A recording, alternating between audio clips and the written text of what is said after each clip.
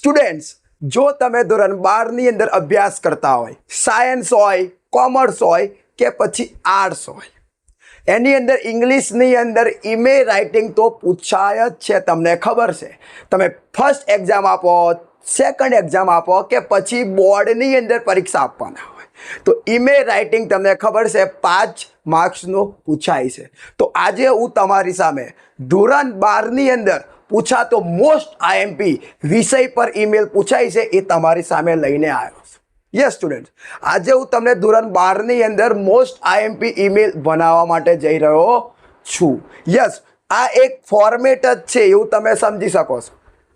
જો તમારી સામે આ રીતે કોઈ પણ આ અંતર્ગત કોઈ પણ વિષય આવે તો તમે આ રીતે લખી શકો છો.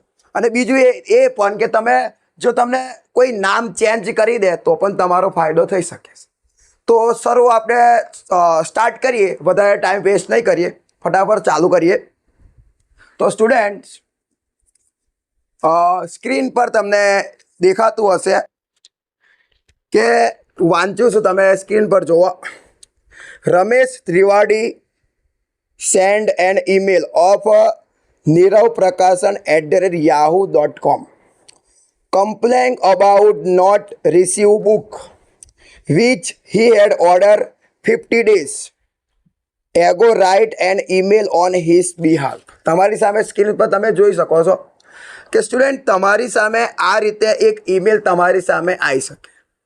હવે આ પ્રમાણે આ ઈમેલના આધારે આપણે નક્કી કરીશું કે આ ઈમેલ લખે છે કોણ, લખનાર કોણ છે, કોને લખવાનો છે અને કયા સબ્જેક્ટ પર એટલે કયા વિષય પર ઈમેલ લખવાનો છે એ આપણે આ આપણને જે આટલું આપેલી છે માહિતી, આ ડિટેલ્સના આધારે આપણે નક્કી કરવું પડે. તો જો સ્ટુડન્ટ, તમારી સામે છે હજુ રમેશ ત્રિવાડી, એટલે તમને આઈડિયા મળી આ ઈમેલ છે ને એ રમેશ ત્રિવાડી નામનો જે વ્યક્તિ છે એ લખે છે. મતલબ આ જે માહિતી છે એ આપણને એવું કહેવા માંગે છે કે એક માણસ છે રમેશ ત્રિવાડી, જેને નીરવ પ્રકાશન નામની વેબસાઇટ પરથી એક બુક એટલે કે ચોપડી, એક પુસ્તક એને મંગાવ્યું હતું, પણ 15 દિવસ થઈ ગયા છે, તેમ છતાં હજી એની કોઈ ડિલિવરી આવી નથી. મતલબ એની જોડે હજુ એ બુક આવી નથી. તો એ આપણે ઈમેલ એવો લખવાનો છે કે મેં મંગાવ્યું છે, મેં બુક બાય કરી છે, તેમ છતાં હજી મારી પાસે આવી નથી. તો આની અંદરથી ખબર પડે રમેશ તિવાડી ઈમેલ લખે છે.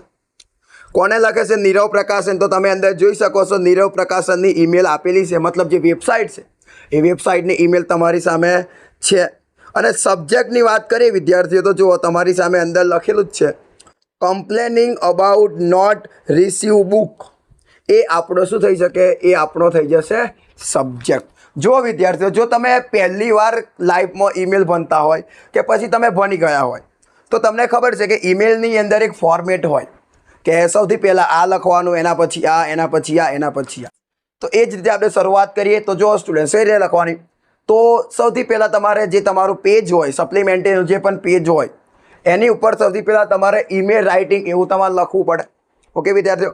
હવે એના બાદ હું તમને એકદમ વ્યવસ્થિત, એકદમ આપણે તો માર્ક્સ મેળવવાના છે, આપણે તો માર્ક્સને લેવાના છે, મતલબ પ્રેઝન્ટેશન એકદમ કડક હોવું જોઈએ. જો તમે લખો છો પણ જે તમે તમારા પેપરની અંદર બ્યુટી પાર્લર નહીં કરતા, મતલબ પોતાના પેપરને તમે સજાવતા નહીં, તો તમને માર્ક્સ કેવી રીતે મળશે? તો પ્રેઝન્ટેશન A1 કેટેગરીનું હોવું જોઈએ. તો જો સ્ટુડન્ટ, સૌથી પહેલાં શું કરવાનું? તમારું જે પણ પેજ હોય ને એની ડાબી બાજુ તમારે એક બોર્ડર બનાવવાની. બનાવી બોર્ડર. એના બાદ તમારે ઉપરની સાઈડે પણ એક બોર્ડર બનાવવાની અને તમારી જે જમણી બાજુ છે એ જમણી બાજુ પણ તમારે એક બોર્ડર બનાવવા, ડાબી બાજુ પણ એક બોર્ડર બનાવો અને જમણી બાજુ પણ તમારે એક બોર્ડર બનાવવાની. હવે એના બાદ સ્ટુડન્ટ, તમારી સામે તમારું જે પેજ છે એમાં તો આડી તો લાઈનો હોય જ છે એટલે વાંધો નહીં. હવે તમારે ફ્રોમ જુઓ. તો સૌથી પહેલાં સ્ટુડન્ટ તમારે અહીંયા ફ્રોમ લખવાનું.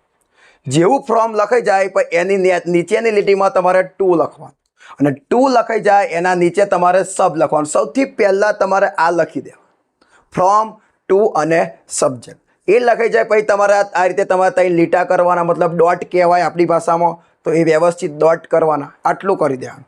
સૌથી પહેલાં તમારે બોર્ડર દોરી દેવાની, ડાબી બાજુ, જમણી બાજુ, ઉપર, બરાબર. પછી તમારે ફ્રોમ ટુ સબ્જેક્ટ લખી દેવાના અને એના બાદ તમારે આ ડોટ કરવાના. Okay student? હવે જે પેલું તમારી ડિટેલ્સ હતી હવે તમને ખબર છે ને, ફ્રોમની અંદર જે ઈમેલ લખે ને એની ઈમેલ આઈડી ફ્રોમમાં આવે, અને જેને મોકલવાની છે આપણે એની ટુની અંદર આવે, અને સબ્જેક્ટની અંદર શું આવે? તો આપણે જે ઈમેલ લખીએ છીએ એનો જે વિષય હોય એ વિષય કયો આવે સ્ટુડન્ટ?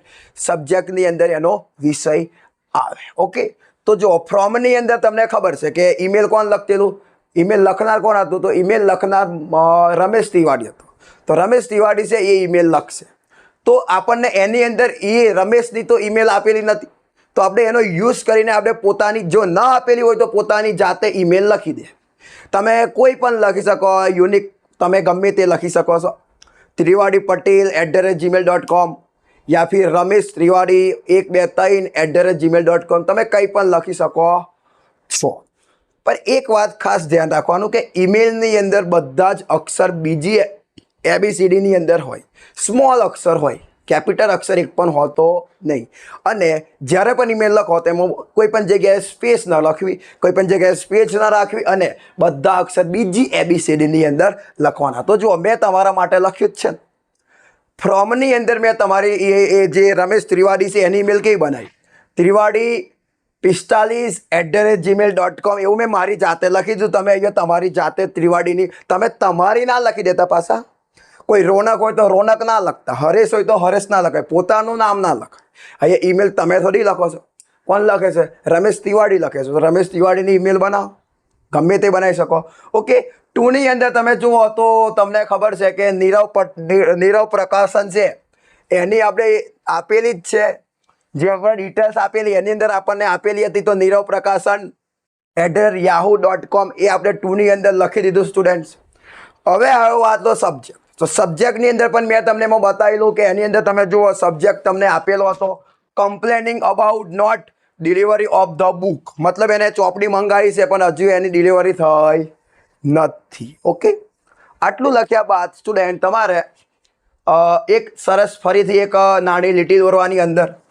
હવે આટલું લખ્યા બાદ તમારે સૌથી પહેલાં જે તમારી ડાબી બાજુ છે એ તમારે લખવાનું રહેશે વિદ્યાર્થીઓ, રિસ્પેક્ટેડ સર, આદરણીય સર. મતલબ જે તમારે, તમે જે વેબસાઇટને ઈમેલ લખો છો એને પણ તમારે કંઈક કહેવું પડે ને, તો સૌથી પહેલાં લખવાનું તમારે રિસ્પેક્ટેડ સર. એના બાદ તમારે એક લીટી છોડવાની અને પછી લખવાનું હેવ અ નાઇસ ડે. એટલું લખ્યા બાદ સ્ટુડન્ટ તમે આ એક પેરેગ્રાફ તમે જુઓ. હવે આ પેરેગ્રાફ મેં મારી જાતે બનાવ્યો છે. મતલબ કેવું, આ એક ફોર્મેટ છે કે જ્યારે પણ કોઈને ઓળખતા ન હોય, હવે જેને દેખો, જેને આપણે ઓળખતા ન હોય ને એને ફોર્મલ ઈમેલ કહેવાય. ઉદાહરણ તરીકે તમારે કોઈ બેંકમાં લખવાનો છે, કોઈ કંપનીમાં લખવાનું, એને તમે જાણો છો તો એને ફોર્મલ ઈમેલ કહેવાય. તો એના માટે એક આ ફોર્મેટ છે. મતલબ આ ફોર્મેટ એવો છે કે તમે કોઈ પણ જગ્યાએ યુઝ કરી શકો છો. જો પણ એક વાત ધ્યાન રાખવાની, ખાલી નામ એકલું તમારે ચેન્જ કરવાનું, બરાબર? એક અહીંયા ખાલી જગ્યા આવે અને એક આવે છે complaining about not delivery of the book, એક અહીંયા આવે, બરાબર સ્ટુડન્ટ? તો કોઈને ન ઓળખતા હોય ને તો તમે આ ફોર્મેટનો યુઝ કરી શકો. અને હા, જો સગા સંબંધીને ઈમેલ લખવાનો હોય, તમારા અંકલને લખવાનો હોય, તમારા બ્રધર્સને લખવાનો હોય, તમારા પાપાને લખવાનો, તો એને ઇનફોર્મલ ઈમેલ કહેવાય ને એનો ફોર્મેટ અલગ આવે. એટલું તમને ખબર છે કે એ ડિયર આવી જાય, dear brother, dear sister, dear father, એ બધું આવી શકે છે, બરાબર? પણ અહીંયા આપણે ઓળખતા નથી, મતલબ ફોર્મલ ઈમેલ છે, તો આ એનો ફોર્મેટ છે. તમે સ્ક્રીનશોટ લઈ શકો છો. આ ફકરો તમે ગમે તે લખી શકો છો. ઓકે, આ ફકરો એવો છે કે કોઈ પણ ઈમેલની અંદર તમે આ ફકરો લખી શકો છો. હવે એનું કારણ શું? કેમ કે અમુક વિદ્યાર્થી એવા હોય કે જેના અંગ્રેજીની અંદર બધું જ આવડતું હોય, તો એ લોકો તો મસ્ત પ્રમાણે લખવાના જ છે, જોરદાર લખવાના છે, માર્ક્સ મેળવવાના જ છે. પણ અમુક સ્ટુડન્ટ એવા હોય કે જે ઇંગ્લિશની અંદર વધારે લખી ન શકે, તો એવા સ્ટુડન્ટ માટે આ એક ફોર્મેટ કહેવાય કે એ લોકો મેક્સિમમ વધારે તો કંઈ નહીં પણ આ એક ફકરો તો લખી શકે ને, તો જેનાથી એમને 5 માર્ક્સ નહીં પણ 5 એમને 2 કે 3 માર્ક્સ તો મળી શકે ને આરામથી. તમે સમજ્યા? એટલે આ એક જાતનું યુનિક કામ જ છે એવું તમે સમજી શકો છો. ઓકે, તો આ તમારે ઈમેલ લખવાનો, હેવ અ નાઇસ ડે લખવાનું.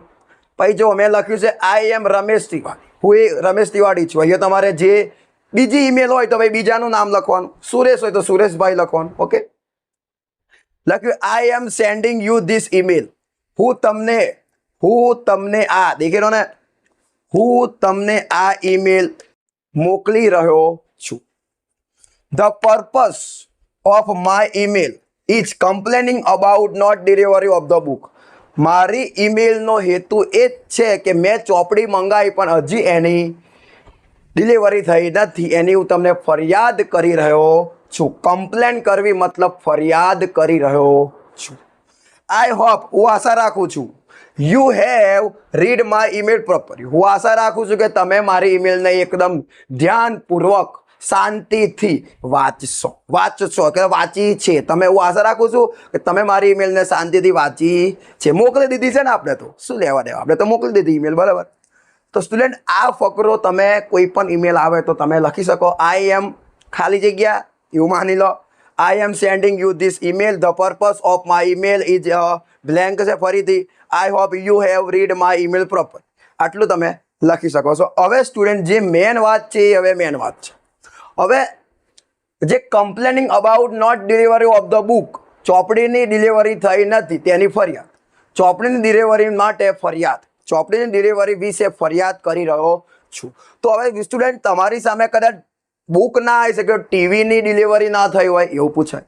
મોબાઈલ, તમે કોઈ મોબાઈલ મંગાવ્યો હોય તો મોબાઈલની હજી પણ ડિલિવરી નથી થઈ, એની પણ તમે કમ્પ્લેન કરી શકો છો. તો સ્ટુડન્ટ, કોઈ પણ પૂછાઈ શકે, આપણને આવડી શકે. હવે સ્ટુડન્ટ, આ મેં તમારા માટે વાક્યો વિચાર્યા છે. મતલબ જો complaining about delivery of the book, જો આના પર કોઈ ઈમેલ પૂછાય છે, બુક ના હોય તો ટીવી, હોય તો ટીવી ના હોય તો મોબાઈલ, ગમે તે સાધન હોઈ શકે, તો તમે એની અંદર તમે ને આ ફકરો તો લખવાનો જ છે આપણે. હા, આ ફકરો તો લખવાની જ છે, કોઈ ના નહીં કહેતો, આ ફકરો તો લખવાનો જ છે. પણ આ ફકરો લખ્યા સિવાય આ પેરેગ્રાફ તો લખો જ, પણ આ પેરેગ્રાફ લખ્યા સિવાય પણ બીજા મેં તમારા માટે વાક્યો વિચાર્યા છે. તો આ વાક્યનો પણ તમે એક બીજો ફકરો તમારા ઈમેલની અંદર લખી શકો, જેથી તમને વધારે માર્ક્સ મળી શકે. સમજી ગયા ને? દેખો, જો આપણને અંગ્રેજીની અંદર બધું જ આવડે ને, બધા જ કાર્ડ આવડે, બધા જ ટોપિક આવડે ને, તો આપણે એક એક વાક્યનો અંગ્રેજી કરી શકીએ. ઇંગ્લિશની અંદર શું હોય? ઇંગ્લિશમાં કાંઈ ના હોય. પહેલાં ગુજરાતી વિચારવાનું અને પછી એનું ઇંગ્લિશ કરવું પડે. પણ સૌથી પહેલાં ગુજરાતી વિચારવું પડે ને ઇંગ્લિશ કરવા માટે બધા ગ્રામરના બધા જ ટોપિક તમારા આવડવા જોઈએ. એ તો મેન વસ્તુ છે. તો ચલો સ્ટુડન્ટ, મેં તમારા માટે આ લખ્યું છે. તો હવે એક એક વાક્યનું તમને ઇંગ્લિશ બનાવીને શીખાડું. આનો તમારે ફકરો જ લખી દેવાનો ઈમેલની અંદર, પણ અત્યારે તમે ખાલી વાક્ય લખો અને વાક્યને સમજો હું કઈ રીતે બનાવું છું. તો આપણું પહેલું વાક્ય છે કે હું તમને સૂચિત કરવા આ ઈમેલ લખી રહ્યો છું. હવે આ વાક્ય ચાલુ વર્તમાન કાળમાં છે. લખી રહ્યો છું, લખી રહ્યો છું. તો ચલો, તો હું એટલે તમને ખબર છે ને શું આવે? આઈ જોડે ખબર છે ને શું આવે? એમ આવે. લખી રહ્યો છે, લખવા માટે શું આવે? રાઇટ. તો રાઇટનું વી ફોર શું બને? રાઇટિંગ આવે ને. હું તમને સૂચિત કરવા આ ઈમેલ લખી રહ્યો છું. I am writing you this email. બરાબર. હું એટલે આઈ, લખી રહ્યો છું. I am writing. તમને એટલે કે યુ, આ ઈમેલ એટલે ધીસ ઈમેલ. શું કરવા? સૂચિત કરવા. એટલે સૂચિત કરવાનું છે ને, એટલે આપણે બીજું ક્રિયાપદ છે. હવે યાદ રાખો, બે ક્રિયાપદ છે, એક રાઇટિંગ છે ને બીજું ક્રિયાપદ છે. બે ક્રિયાપદ હોય તો બીજા ક્રિયાપદની આગળ હંમેશા ટુ લાગે. તો નોટિફાય. તો જો સ્ટુડન્ટ, મેં તમારા માટે પહેલું વાક્ય ઇંગ્લિશમાં બનાવી દીધું. હું તમને સૂચિત કરવા આ ઈમેલ લખી રહ્યો છું. I am writing you this email to notify. Okay, આ તમારું પહેલું વાક્ય બની શકે છે. બીજું કે મેં તમારી વેબસાઇટ પરથી એક ચોપડી ઓર્ડર કરી છે. આ બીજું વાક્ય છે કે મેં તમારી આ જે વેબસાઇટ છે નીરવ પ્રકાશન, એના પર એક ચોપડીનો ઓર્ડર કર્યો છે. તો ચલો આનું ઇંગ્લિશ કરીએ. તો સ્ટુડન્ટ, કે માટે તમારે યાદ રાખવાનું છે કે કે માટે શું આવે? ધેટ. મેં એટલે કે આઈ. ઓર્ડર કર્યો છે એટલે આપણે લખીએ પૂર્ણ વર્તમાનકાળ પ્રમાણે આઈ હેવ V3 આવે ને, તો ઓર્ડર કરવા માટે ઓર્ડરને એનું V3 કરવા માટે આપણે લખી રહીશું ઓર્ડર રેટ. બરાબર. આઈ હેવ ઓર્ડર રેટ. શું કર્યું છે એ જોઈએ. મેં એટલે આઈ, ઓર્ડર કર્યો છે એટલે હેવ ઓર્ડર. એક ચોપડી મંગાવી છે તો લખી દેવાનું એક ચોપડી એટલે અ બુક. ક્યાંથી? તો તમારી વેબસાઇટ પર માટે તમને ખબર છે શું આવે ઇંગ્લિશમાં? ઓન આવે. ઓન યોર, તમારી વેબસાઇટ એટલે લખો ઓન યોર વેબસાઇટ. બરાબર. તો બીજું વાક્ય એવું થઈ શકે કે મેં તમારી વેબસાઇટ પરથી એક ચોપડી ઓર્ડર કરી છે. That I have ordered a book on your website. Okay student, આ તમારું 2 વાક્ય થયું. પહેલું શું થયું? I am writing you this email notify. હું તમને સૂચિત કરવા ઈમેલ લખી રહ્યો છું. That I have ordered a book on your website. મેં તમારી વેબસાઇટ પરથી એક ચોપડીનો ઓર્ડર કર્યો છે. હું આ ચોપડી ખરીદીને ખુશ હતો. સ્ટુડન્ટ, આ ચોપડી ખરીદી મેં એટલે હું ખુશ તો હોય જ ને. આપણે કોઈ પણ વસ્તુ ખરીદીએ તો ખુશ જ હોય. તો ચલો, હું એટલે આઈ. હું આ ચોપડી ખરીદીને ખુશ હતો. એટલે એવું થાય વિદ્યાર્થીઓ, હતો માટે વોઝ લખી. આઈ વોઝ ખુશ એટલે શું હોય કે હેપી કહેવાય. I was happy to buy. ખરીદવા માટે શું આવે? બાય. બરાબર. I was happy to buy this book. આ એટલે ધીસ ને ચોપડી એટલે બુક. બરાબર. હું આ ચોપડી ખરીદીને ખુશ હતો. I was happy to buy this book. Okay student. પરંતુ 15 દિવસ પછી પુસ્તક પહોંચાડવામાં આવ્યું હતું. પરંતુ 15 દિવસ થઈ ગયા પછી જ પુસ્તક મારી જોડે આવ્યું હતું. તો સ્ટુડન્ટ, ઓનું ઇંગ્લિશ શું થઈ શકે? અહીંયા લખેલું પરંતુ. પરંતુ માટે તમે લખી શકો છો બટ. 15 દિવસ પછી, તો અહીંયા તમને ખબર હે પછી માટે ઇંગ્લિશમાં શું આવે? આફ્ટર આવે. But after 50 days. પરંતુ એટલે બટ, પછી એટલે આફ્ટર 15 days એટલે 50 days. પુસ્તક પહોંચાડવામાં આવ્યું હતું એટલે આપણે પુસ્તકને અંગ્રેજીમાં કહીએ છીએ ધ બુક. આ પેસિવ રચના પ્રમાણે બનાવું છું. કર્મ આવ્યું હતું એટલે હું લખી દઉં છું. એ ભૂતકાળ છે ને એટલે હું લખીશ વોઝ. The book was. પહોંચાડવામાં આવ્યું હતું એટલે રિસીવ ડિલિવરી કરવામાં આવી હતી. બરાબર. ડિલિવરીનો સ્પેલિંગ આપણે જોઈશું ઉપર. બરાબર student. The book was delivered એટલે અહીંયા ઈડી લગાવવો પડશે. બરાબર. ધ બુક વોઝ ડિલિવર્ડ આપણને મોકલવામાં આવ્યું હતું. આપણને પુસ્તક 15 દિવસ પછી મોકલવામાં આવ્યું. હવે પુસ્તક તો મોકલવામાં આવ્યું હતું, પણ થયું શું કે એ પુસ્તકને જ્યારે મેં ખોલ્યું તો એમાં ખરાબી નીકળી.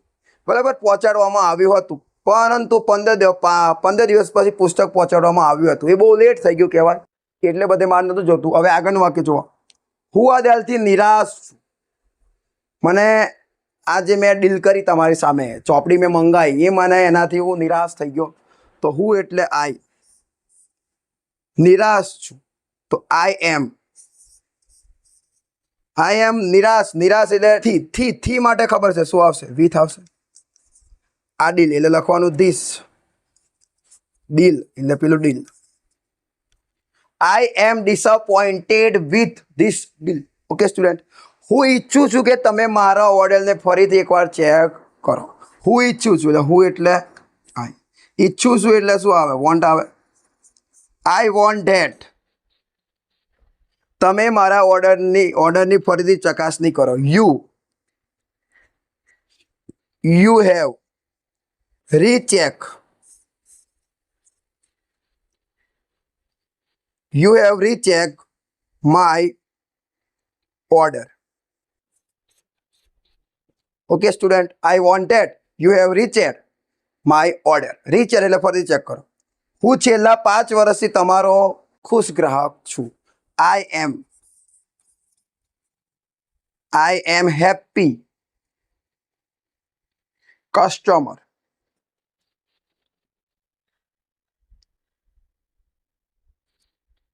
I am happy customer છેલ્લા 5 વર્ષથી. બરાબર. તો લખીએ ને I am happy customer last 5 years. Okay student. તો તમારે આ બધા જ વાક્ય જુઓ. I am writing you this email notify that I have ordered a book on your website. I was happy to buy this book, but after 50 days, the book was delivered. I am disappointed with this deal. I want that you have reached my order. And last, I am happy customer last 5 years. Okay? તો student આવા બધા વાક્યનો ઉપયોગ કરીને તમે એક બીજો ફકરો બનાવો. તો આટલું લખ્યા બાદ તમારે સૌથી પહેલાં આ બધું લખવાનું, પહેલો ફકરો લખી દેવાનો, અને એના બાદ તમારે એક આ મેં તમને કેટલા વાક્ય આપ્યો? 7 વાક્ય આપ્યા. તો તમે 7 વાક્યનો એક બીજો તમારે એક ફકરો લખી દેવાનો સ્ટુડન્ટ. અને આટલું લખ્યા બાદ આટલું તો તમારે લખી જ દેવાનું. અને આટલું લખ્યા બાદ બીજું નીચે કંઈક લખવાનું આવે એ આપણે ચાલો જોઈએ. તો સ્ટુડન્ટ્સ, મેં તમારા માટે જે પણ તમને મેં વાક્યો ભણાયા એ મેં તમારા માટે લખી દીધા. જો જે અમને વાક્યો ભણ્યા એનો મેં તમારી સામે ફકરો લખી દીધો. જોઈ લો. I am writing this email to notify you that I have, અહીંયા નહીં આવે, I have ordered a book from your website. I was happy to buy the book, but after 50 days, the book was delivered and not receive any message regarding it. જો student, આ મેં થોડું ઘણું વધારાનું વાક્ય લખ્યું છે, તમને હું હાઇલાઇટ કરીને બતાવું જેથી તમને વધારે આઈડિયા મળશે. જે મેં તમને વાક્યો આપ્યા એની અંદર આ વાક્ય નથી. And not receive any message regarding it. I am disappointed with this deal. I want that you recheck. દેખો, એ સાદો વર્તમાન કાળ. મેં પેલું તમને પૂર્ણ વર્તમાન કાળમાં લખીને બતાવ્યું. સાદા વર્તમાન કાળમાં લખી દીધું. You recheck my order. I am happy customer for last 5 years. Okay student, આટલું લખ્યા બાદ તમારે છેલ્લે એક આ વાક્ય લખવું હોય તો તમે લખી શકો. Kindly provide your feedback. તમારા જવાબની અમે જવાબ આપવો, મતલબ દયા સાથે. કાઇન્ડલી મતલબ દયાનું સાથે તમારે તમારો જવાબ આપવો. આટલું લખ્યા બાદ સ્ટુડન્ટ તમારે ડાબી બાજુ લખો યા ફિર જમણી બાજુ લખો. કોઈ નિયમ નહીં હોતો. તમે ડાબી બાજુ લખો તો પણ ચાલે, ને જમણી બાજુ લખો તો પણ ચાલે. તમારે લખવાનું છે સ્ટુડન્ટ્સ યોર ફેથફુલી. યોર્સ, દેખજો આ સ્પેલિંગ જોજો. વાય ઓ, દેખો શું છે, YOUR પછી S એટલે યોર્સ. ફેથફુલીનો સ્પેલિંગ શું થાય? FAITHFULL અને Y. પછી અલ્પવિરામ, કોમા કરવું જરૂરી છે. અને એના બાદ જે ઈમેલ લખતો હોય એનું અહીંયા નામ લખી દેવાનું. તો સ્ટુડન્ટ, આ રીતે આપણે પરીક્ષાના પેપરની અંદર સપ્લિમેન્ટરીની અંદર આ રીતે ઈમેલ લખવું. અને એના બાદ જો ઈમેલ પતી જાય તો પછી તમારે નીચે એ તમારી આપણી લીટી છે હાઇલાઇટ, એટલે કે જે લાઇન છે એ લાઇનને પૂરી કરવાની. અને આ રીતે તમે એક પેજની અંદર તમારે એક ઈમેલ લખવાનો રહે. તો મેં તમને બધું આમ નજીક લખ્યું છે માટે તમને આવું દેખાય છે. તમે છૂટું લખશો, વ્યવસ્થિત લખશો તો તમારું આખું એક પેજ તમારે ભરાઈ જશે. સ્ટુડન્ટ, તો આ હતી ધોરણ 12ની અંદર પૂછાતી મોસ્ટ IMP ઈમેલ. હવે તો 2-3 વિષય છે, 2-3 સબ્જેક્ટ એવા છે કે એના પર ઈમેલો આવી શકે છે. ઉદાહરણ તરીકે એક મેહુલ પ્રજાપતિવાળી છે, પેલું પાન કાર્ડ ખરીદે છે અને પાન કાર્ડની અંદર એના નામમાં ભૂલ પડે છે તો એ નામને સુધારવાનો આપણે ઈમેલ લખવાનો છે. એ પણ એક છે ઈમેલ. ઓકે સ્ટુડન્ટ, તો આ જ રીતે ઈમેલો તમે તૈયાર કરો. ઈમેલો તૈયાર કરો નહીં કહેતો, પણ આ રીતે તમે શીખો. તમે આટલી મહેનત કરો. આ દેખો સિમ્પલ છે. જો તમે આ પેરેગ્રાફને કમ્પ્લીટ કરતા હોય તો તમારે કોઈ પણ ઈમેલ પૂછાય તો તમારે એ લખવાનું હોય. તમને ખબર છે કે અહીંયા સબ્જેક્ટ લખવાનું, અહીંયા જે સબ્જેક્ટ લખો એ તમારે અહીંયા લખી દેવાનું. જે ઈમેલ લખતો હોય, મનોજભાઈ લખતા હોય તો અહીંયા લખવાનું I am મનોજભાઈ. જો કોઈ બેન લખતા હોય, ઉદાહરણ તરીકે રેખાબેન લખતો હોય તો તમારે લખવાનું I am રેખાબેન. ગમે તે હોય, સોનલબેન હોય, ગમે તે હોય, બરાબર, તો એ તમારે લખવાનું. અને આ જે પેરેગ્રાફ છે સ્ટુડન્ટ એ તમારે તમારી જાતે લખવાનું. મતલબ જે તમને સબ્જેક્ટ આપ્યો છે એના આધારે તમારે વિચારવાનું હોય. મતલબ વિચારવાનું અને વિચારીને પછી એનું અંગ્રેજી કરીને તમારે અહીંયા લખવું પડે. જો તમને ગ્રામર આવડતું હોય તો તમે આરામથી કરી શકો છો અને લાસ્ટમાં બસ આટલું લખીને તમારે ઈમેલ પૂરો કરવાનો. આ રીતે તમે ઈમેલ લખો તો તમને 5માંથી 5 માર્ક્સ પણ મળી શકે. જો તમારી પ્રેઝન્ટેશન કમ્પ્લીટ હોય, કોઈ પણ જાતની ભૂલ ના હોય, ચેક ચાક ન હોય અને એકદમ કમ્પ્લીટ હોય, ગ્રામર પણ કમ્પ્લીટ હોય, સ્પેલિંગ પણ કમ્પ્લીટ હોય તો તમને મળી શકે. તમે આને તૈયાર કરી દો અને તમારી સામે આવે ને તમે લખો તો પણ ચાલી જાય. બીજી એક વાત, જો એ બુકની વાત કરી છે, માની લો બુકની જગ્યાએ મોબાઈલ લખેલું હોય તો સ્ટુડન્ટ તમારે જી પણ બુક આવતું છે, જી પણ જગ્યા પર બુક શબ્દ આવે છે ને, અહીંયા શું કરી દેવાનું? મોબાઈલ. જેમ કે I am writing this email to notify you that I have order a book. અહીંયા બુક છે તો અહીંયા તમારે કરી દેવાનો અ મોબાઈલ. એકદમ સિમ્પલ ભાષાની અંદર, એકદમ સામાન્ય ઇંગ્લિશની અંદર મેં તમારા માટે આ ઈમેલ બનાવ્યો છે. જો સ્ટુડન્ટ તમને આનાથી કંઈક ફાયદો થતો હોય અને જો તમને કંઈક ફાયદો થયો હોય, કંઈક તમને મળ્યું હોય તો પ્લીઝ તમે આ વિડીયોને લાઈક કરો, વિડીયોને શેર કરો. અને જો તમે આ જ રીતે વધારે અંગ્રેજી શીખવા માગતા હોય અને આ રીતે તમારે અંગ્રેજીની અંદર જેટલું પણ જોઈએ બધું જોતું હોય તો પ્લીઝ તમે P.Classes ચેનલને અત્યારે P.Classesને તમે સબસ્ક્રાઈબ કરો.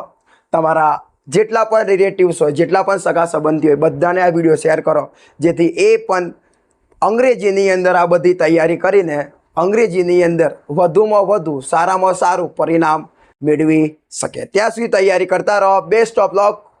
I am always with you.